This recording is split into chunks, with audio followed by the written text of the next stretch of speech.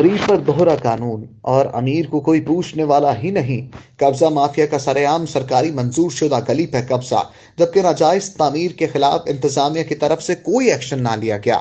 Hockey sports stadium کے ساتھ منظور شدہ گلی جس کو سینہ زوری کے تحت بند کیا گیا، طرح کے مطابق محمد افضل ہارون نے سرکاری گلی پر ناجائز قبضہ جما لیا، جس پہ بلڈنگ بھی تعمیر کر رکھی ہے۔ تین محل انتظامیہ کی طرف سے کوئی ایکشن نہ لیا گیا۔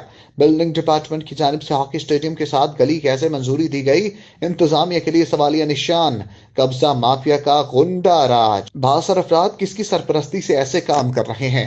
اہل محلہ کے وزیر اعلیٰ پنجاب عثمان بستار، ڈی سی ٹوبہ آمنہ منیر اور اسسٹنٹ کمشنر مرحبا نعمت سے اپیل ہے کہ فوری گلی واگزار کروائی جائے، قبضہ مافیا کا شہر سے خاتمہ کیا جائے۔